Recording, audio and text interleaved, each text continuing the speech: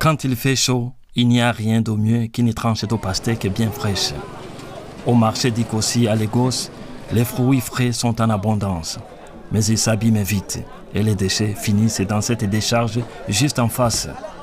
Pourtant, une autre solution existe. Une solution qui profite aussi aux commerçants. Nos bénéfices ont augmenté parce qu'on dépense moins.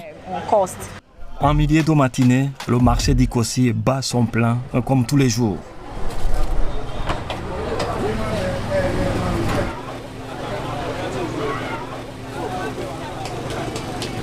Les vendeurs exposent leurs fruits, les ananas et les pastèques dominent.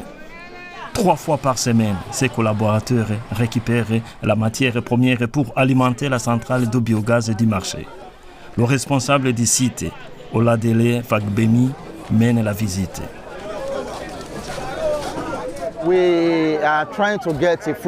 On vient récupérer les déchets de fruits et qu'on utilise ensuite pour la transformation dans la centrale.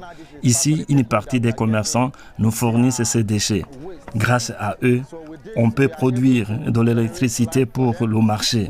Sans leur collaboration, ce projet n'existerait pas.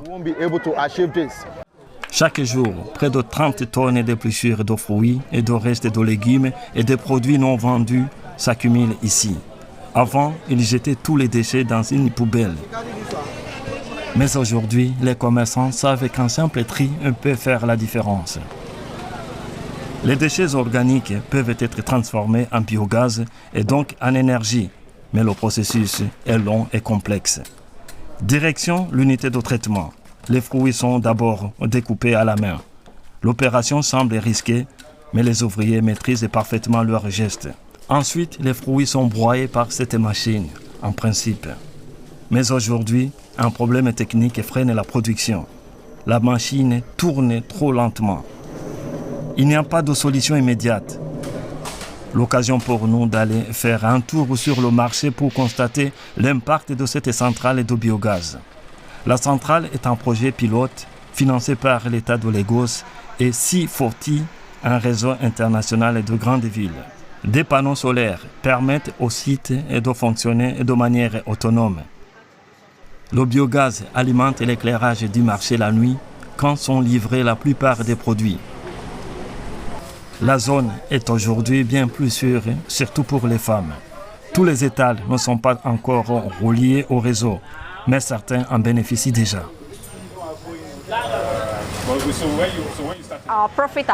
Nos bénéfices ont augmenté parce qu'on dépense moins. Par exemple, pour acheter du gaz, on ne sait pas encore combien ça va coûter plus tard, mais pour le moment, ça nous aide vraiment à réduire les frais. À quelques mètres de la cuisine de Zainab, un autre commerçant en profite de l'électricité produite sur place. Hamid tient son kiosque de recharge de téléphone. Chaque jour, des centaines de personnes viennent recharger leur téléphone, batterie ou petits appareils pour environ 300 naira, soit 20 centimes d'euros. Un service essentiel pour le marché. Ce biogaz est vraiment utile pour tout le marché. Il y a 4 ou 5 ans, on n'avait plus l'électricité. Les téléphones sont rechargés grâce à l'énergie produite par la centrale.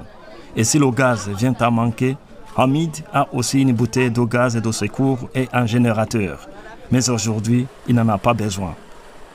Retour à l'unité de traitement. Entre-temps, le problème est réglé. C'était un souci au niveau du moteur. Les fruits découpés peuvent enfin être broyés, pesés, puis versés dans un grand mélangeur pour une dernière étape avant d'entrer dans le digesteur. Quand on envoie le mélange dans le digesteur, il faut retirer une certaine quantité.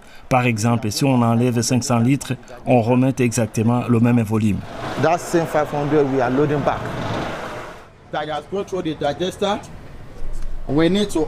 On enlève une partie pour récupérer le digestat, un engrais organique très utile.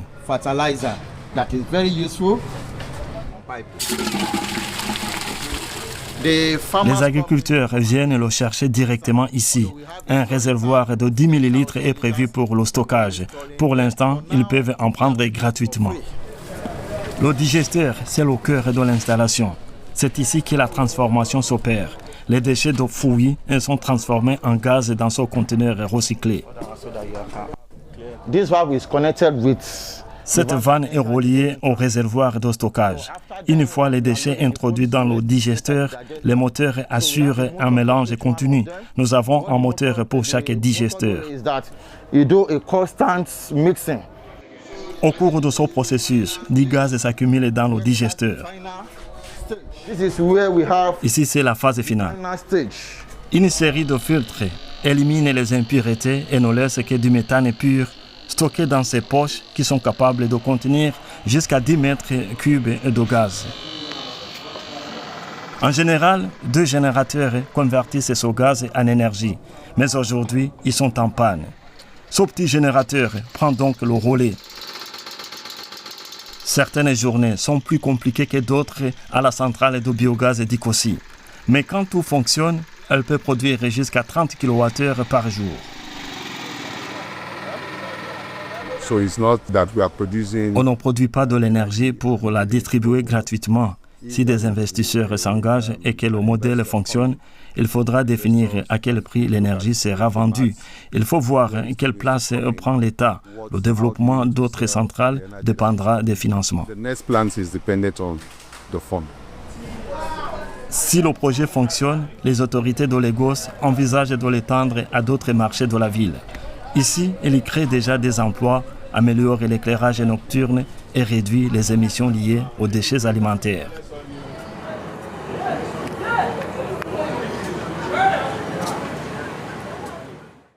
Je suis de retour à Berlin. Les ananas du marché d'Ikosi me manquent déjà. Mais dans ma cuisine, il y a un objet qui a pris de l'importance. Cette petite poubelle. Elle me permet de séparer mes déchets organiques. En Allemagne, ces déchets sont collectés à grande échelle et ils sont ensuite transformés en biogaz et en compost, exactement comme à Lagos. And guess what? This is going to be turned into biogas and compost, just like in Lagos. Exactement. Ce qui m'a frappé, ce sont les possibilités de développement à plus grande échelle. Lagos produit de déchets dont près de la moitié est organique. Ce n'est donc pas seulement une question de propriété, mais aussi d'énergie. Je suis allé à plusieurs fois au marché d'Ikosi et j'ai pu découvrir une autre facette du marché. Oui, c'est encore un projet pilote, mais le potentiel est énorme. Et pour quelqu'un comme moi qui aime la pastèque, comprendre comment ces déchets peuvent produire de l'énergie change complètement la manière de voir la gestion des déchets dans une ville comme Lagos.